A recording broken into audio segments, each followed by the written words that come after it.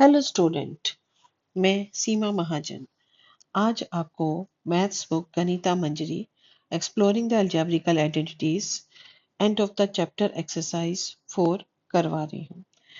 हमने already question 1 to 8 कर लिए हैं। इसके मैंने आपको वीडियोस डाली हुई हैं, आप उसमें से देख सकते हैं। तो हम क्वेश्चन नंबर 9 पर आ रहे हैं। क्वेश्चन नंबर 9 है, ए rectangular pool has area 2x square plus 7x plus 3 square hectares. If its width is 2x plus 1 hectares, find its length. Hectare was the unit of measure the length. Now you have to given area of the rectangle is equal to 2x square plus 7x plus 3. तो आप ऐसे जैसे कि आप जानते ही हो कि हमारे पास एरिया ऑफ रेक्टेंगल जो होता है वो किसके बराबर होता है, लेंथ मल्टीप्लाइंग बाय ब्रेथ के बराबर होता है। तो आपके पास इसमें रेक्टेंगल का एरिया दिया हुआ है, that is 2x square plus 7x plus 3।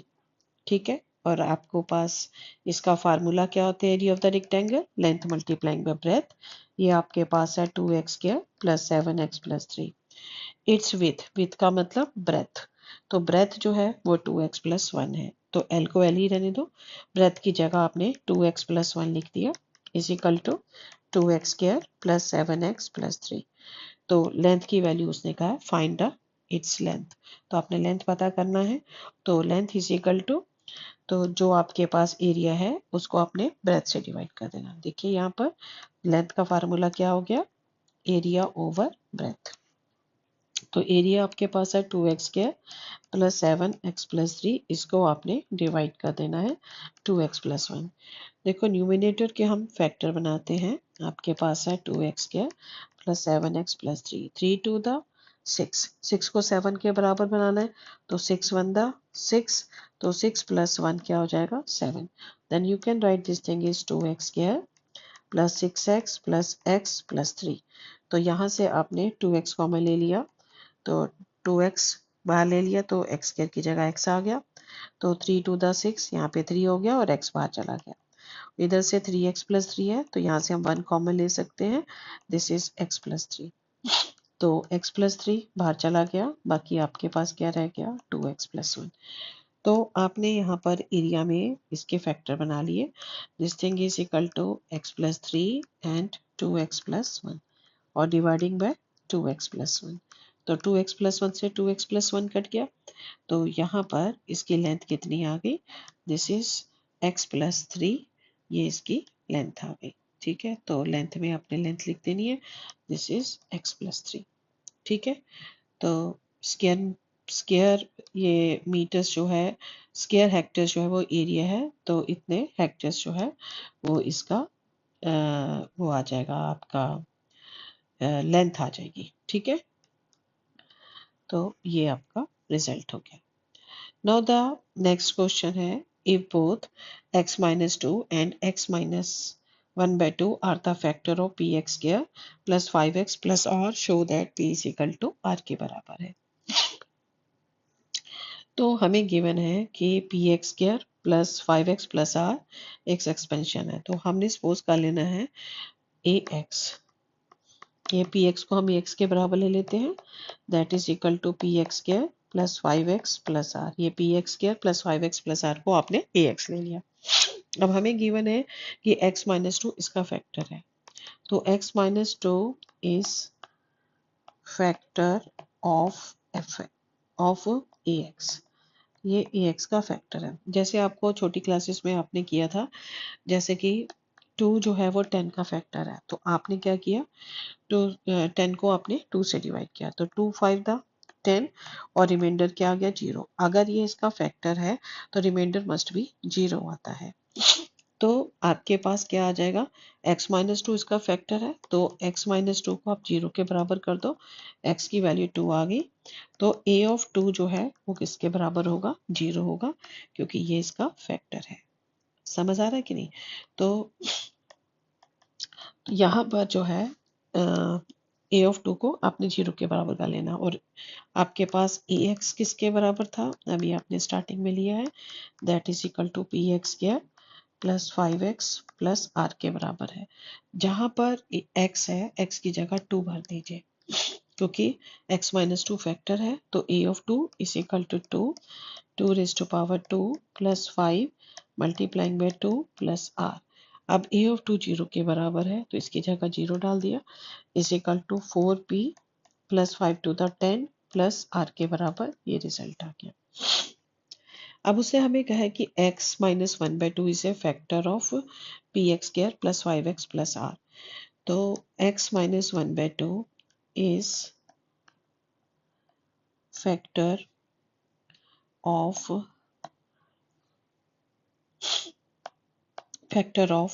ax। ठीक है, तो अब आपने x माइनस 1/2 को 0 के बराबर लिया, तो x की वैल्यू क्या आ गई 1/2। तो p ऑफ a ऑफ 1/2 जो है वो किसके बराबर हो गया 0 के बराबर। ठीक है, तो यहां से आपने a ऑफ 1/2 लिया, वो 0 के बराबर होगा। तो यहां से आपके पास a ऑफ x जो है ये आपके पास गिवन है, that is equal to P X square plus 5x plus r के बराबर है। तो x की जगह आपने 1/2 भरा, तो a of 1/2 this thing is equal to p, x की जगह आपने 1/2 भरा, 1/2 स्क्वायर 5 इंटू 1/2 प्लस r। क्योंकि ये फैक्टर है तो a ऑफ 2 जो है वो किसके बराबर होगा 0 के बराबर। तो 0 is equal to 1/4p plus 5/2 plus r। अब आपने 4 और 2 का एलसीएम लिया, 4 के बराबर हो गया, 4 1 दा 4, 1 को p से किया, दिस इज p, 2 2 दा 4, 5 2 दा 10, r को r ओवर सॉरी r को हम r ओवर 1 भी लिख सकते हैं, 1 r दा r, 1 4 दा 4, 4 को r से किया 4, इसको हमने 0 के बराबर कर दिया। सॉरी, ये 4 उधर जाके 0 बन जाएगा। 0 is equal to p plus 10 plus 4r। ये फर्स्ट और सेकंड, ये भी 0 के बराबर है, ये भी 0 है, तो फर्स्ट और सेकंड आपस में बराबर हो जाएगा। तो आपके पास from first and second, first आपके पास जो दिया हुआ है that is 4p plus 10 plus r के बराबर है, और सेकंड आपके पास है p प्लस 10 प्लस 4r के बराबर। तो यहाँ से 10 से ये 10 कैंसिल हो गया, 4p, और ये प्लस p को हम दूसरी तरफ ले गए, माइनस का p हो गया। ये आपके पास 4r है, तो r को दूसरी तरफ ले गए, माइनस का r हो गया। तो 4p में से p गया 3p, एंड 4r में से एक r माइनस कर दिया 3r। 3 से 3 कैंसिल, तो p किसके बराबर हो गया r के बराबर। ये हमारा रिक्वायर्ड रिजल्ट हो गया। नाउ द क्वेश्चन नंबर 11 है, if a plus b plus c 5 के बराबर है, A B plus B C plus C A 10 के बराबर है, then prove that A square A cube plus B cube plus C cube minus 3abc minus 25 के बराबर है। ये चीज आपने प्रूव करनी है। देखो आपके पास ए क्यूब,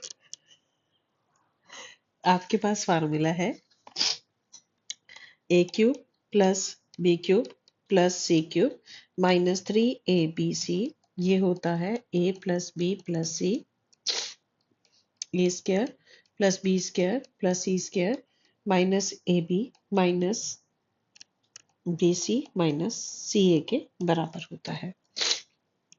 ठीक है, तो ये तो आप ऑलरेडी जानते ही हो, तो हम इसमें थोड़ा सॉल्व करके लिख देते हैं। ठीक है, ये होता है। अब देखो आपके पास कौन कौन सी वैल्यूज है, तो a प्लस बी प्लस सी 5 के बराबर, तो यहाँ पर तो हम 5 भर सकते हैं। नेक्स्ट है A B plus B C plus C A 10 के बराबर, अगर हम यहाँ से माइनस कॉमन ले लें तो यहाँ पर 10 भर सकते हैं। अब प्रॉब्लम आ रही है कि हमारे पास इसकी वैल्यू नहीं है, A square plus B square plus C square की वैल्यू नहीं है। तो सबसे पहले आपने क्या करना है, इसकी वैल्यूज को फाइंड करना है। ठीक है, तो वो कैसे कर सकते हैं। अब हमारे पास दिया हुआ है कि a प्लस बी प्लस सी जो है वो 5 के बराबर है। अगर हम इसका स्क्वायर ले लेंगे तो हमारे पास result A square plus B square plus C square आ जाएगा। उससे रिलेटेड रिजल्ट आ जाएगा अगर हम स्केयर कर लेंगे। तो हम इसका स्केयर करते हैं बाय स्केयरिंग बोथ साइड। तो हमारे पास क्या आ गया, a plus B plus c whole square is equal to 5 whole square. अब हमने इसका स्केयर खोला तो ये आ गया a square plus B square plus C square plus 2 ab plus B C plus C A is equal to 5 square 25। देखो हम क्या करते थे, A square plus B square plus C square plus 2ab plus 2bc plus 2ca लिखते थे। तो हमने यहाँ पे 2ab 2bc एंड 2ca का 2 हमने कॉमन ले लिया, तो ये क्या बन गया ab plus bc plus ca। अब इसको हम इसलिए लिख रहे हैं क्योंकि हमें इसकी वैल्यू गिवन है, हम यहाँ पर इसकी वैल्यू को भर सकते हैं। तो यहाँ पर आ गया A square plus B square plus C square plus 2 A B plus B C plus A की वैल्यू आपने 10 भर दी इज इक्वल टू 25। तो यहाँ से आपके पास आ गया A square plus B square plus C square is equal to 25 and 10 to the 20 दूसरी तरफ ले गए तो इसकी वैल्यू किसके बराबर आ गई, 5 के बराबर आ गई। नाउ अब आपको प्रूफ क्या करना है कि A cube plus B cube plus C cube minus 3abc जो है वो माइनस 25 के बराबर है, ये चीज प्रूफ करनी है। तो आप इसकी आइडेंटिटी लिख लीजिए। तो again a cube plus B cube plus C cube minus 3abc is equal to a plus B plus c into a square plus B square plus C square minus A B minus B C, minus की जगह हम minus common ले लेते हैं, plus का B C plus C A के बराबर आ गया। इसको हम ऐसे भी लिख सकते हैं। तो ये minus A B minus B C minus C A, ये जो था हमारे पास इसमें से हमने माइनस कॉमन ले लिया, A B plus B C plus C A लिख लिया। तो अब हमारे पास a plus B plus C की वैल्यू आपके पास ऑलरेडी जो है ये आपके पास 5 दी हुई है, ठीक है। तो यहाँ पे 5 भर देंगे और A square plus B square plus C square की वैल्यू आपने निकाल ली है 5 के बराबर, वो भर देंगे। और A B plus B C plus C A की वैल्यू क्या है 10, वो यहाँ पर भर देंगे, ठीक है जी। तो अब हम भरने लगे हैं। तो अब देखिए, तो जहां पर a plus B plus C इसकी जगह आपने 5 भर दिया, A square plus B square plus C square की जगह भी आपने 5 भर दिया, minus A B plus B C plus C A की जगह आपने 10 भर दिया। तो यहाँ पर आ गया 5, 5 में से 10 गया, माइनस का 5, 5 5 दा 25 और ये माइनस का साइन है तो माइनस का 25। तो ये आपको इसका रिजल्ट चाहिए था, तो ये आपका रिक्वायर्ड रिजल्ट हो गया। तो आपको ये समझ आ गया अच्छी तरह से। एक बार फिर से देखिए, अगर नहीं समझ आया तो 1 से 2 बार देखने पर आपको ये अच्छी तरह से समझ आ जाएगा। Now the next question is, by factorizing the expansion, check 3 raised to power 3 minus n is always divisible by 6 for all natural number n is give for all natural number n give its reason। आपने इसका reason भी बताना है। तो आपके पास क्या दिया हुआ है, this is n cube minus n। अगर हम इसमें से n कॉमन ले लें तो n कॉमन ले लिया तो बाकी क्या रह गया n स्क्वायर माइनस 1। अब एन स्क्र माइनस 1 को आप ऐसे भी लिख सकते हो n minus 1 into n plus 1।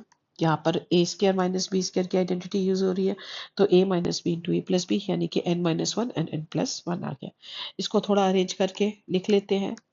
You can write n minus 1 n into n plus 1। अगर आप ध्यान से देखें तो ये हमारे पास क्या है, these are the 3 consecutive natural number, ठीक है। These are 3 consecutive natural number. देखो कॉन्सिक्यूटिव नेचुरल नंबर क्या होता है, जो एक के बाद दूसरा आता है। अगर मैं n की वैल्यू, देखो नेचुरल नंबर 1 से स्टार्ट होते हैं, अगर मैं यहाँ पर n की वैल्यू 1 भरती हूँ, यहाँ पर 1 भरा, 1 में से 1 क्या 0, बट 0 नेचुरल नंबर नहीं है तो मैं पहला नेचुरल नंबर 1 नहीं ले सकती। तो put n is equal to 2, put n is equal to 2 in first. तो फर्स्ट के अंदर मैंने n इज इक्वल टू 2 भरा, n is equal to 2 in first.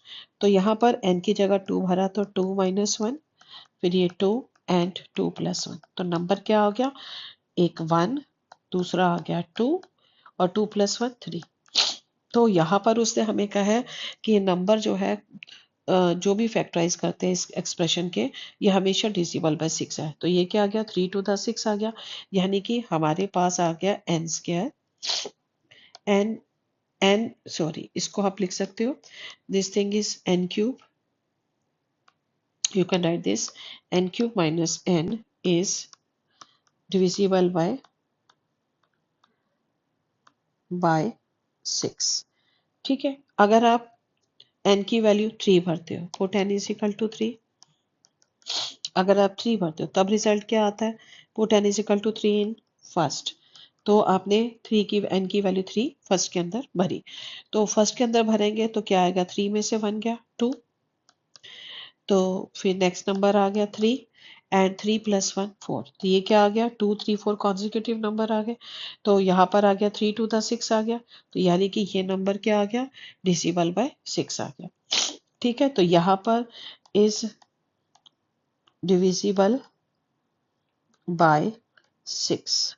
ठीक है, तो ये भी नंबर क्या है, 6 से क्या हो गया, डिविजिबल हो गया. सो हमारे पास कोई भी natural number 3 consecutive natural number हो जो n-1 n एंड n+1 की फॉर्म में हो, तो ये ऑलवेज जो होते हैं डिविजिबल बाय 6 है. तो आप लिख लेना all consecutive natural numbers are always divisible by 6. तो ये इसका रिजल्ट हो गया. नेक्स्ट क्वेश्चन देखिए, find the value of this. आपके पास है x cube plus Y cube minus 12xy plus 64 की वैल्यू आपने पता करनी है अगर x प्लस वाई जो है वो -4 के बराबर है. देखो अगर आप यहाँ पर देखो तो यहाँ पर क्यूब में डाला हुआ है रिजल्ट में. ठीक है, तो यानी कि अगर मैं हमें गिवन है x plus y equal to 4, अगर मैं इसका क्यूब ले लूंगी तो मेरे पास क्यूब के आसपास का रिजल्ट आ जाएगा.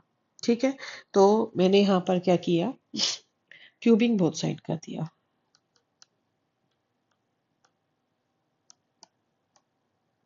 तो दोनों तरफ हमने क्यूब किया, तो ये मेरे पास हो गया x plus y whole cube. ये आपके पास हो गया 4 का होल क्यूब. तो हमने क्यूब खोला तो हमारे पास आइडेंटिटी होती है a plus B whole cube की identity. This thing is a cube plus b cube plus 3ab x into Y a plus b x plus Y is equal to 4 4 the 16 16 4 the 64 के बराबर आ गया. इसको लिख सकते हैं X cube plus Y cube plus 3xy और x plus Y की वैल्यू आपके पास क्या है 4 के बराबर. तो आपने इसकी जगह 4 लिख दिया इज इक्वल टू 64. तो अब आपके पास क्या हो गया, this thing is x cube plus Y cube plus 4 3 the 12 हो गया. तो आप यहाँ पे 12 लिख दीजिए. This thing is equal to 12xy, इसकी वैल्यू क्या आ गई 64. तो ये आपने फर्स्ट में पुट कर दिया, पुट इन 1. तो आपके पास क्या है, दिस इज एक्स क्यूब. तो according to the question this is x cube plus Y cube minus 12xy plus 64. ठीक है, तो यहाँ पर माइनस का 4 था तो माइनस का 64 आएगा. ठीक है, तो यहाँ पर यहाँ से लेकर यहाँ तक की वैल्यू क्या है, माइनस का 64. तो ये आपने ले लिया फ्रॉम सेकंड से, इसकी वैल्यू होगी माइनस का 64 प्लस 64. ये आपने यूज किया है फ्रॉम सेकंड से. तो इसकी वैल्यू क्या आ गई 0. तो उसने कहा फाइंड इट्स वैल्यू, तो इसकी वैल्यू क्या आ गई 0 के बराबर. Hence your result. तो आपको ये क्वेश्चन अच्छी तरह से समझ आ गए होंगे. आप इन क्वेश्चंस को ध्यान से सुनिए, एक बार फिर से कीजिए, फिर नहीं समझ आता दोबारा कीजिए. बार बार करेंगे तो आपको ये क्वेश्चन अच्छी तरह समझ आ जाएंगे. और अगर आपको ये वीडियो पसंद आई है तो आप इसको अपने फ्रेंड्स के साथ शेयर कीजिए. ठीक है, और लाइक कीजिए, सब्सक्राइब कीजिए. ठीक है, और अगर आपको अच्छा लगे तो अगर आप मेरे से ऑनलाइन क्लासेस लेना चाहते हैं तो आप उसके लिए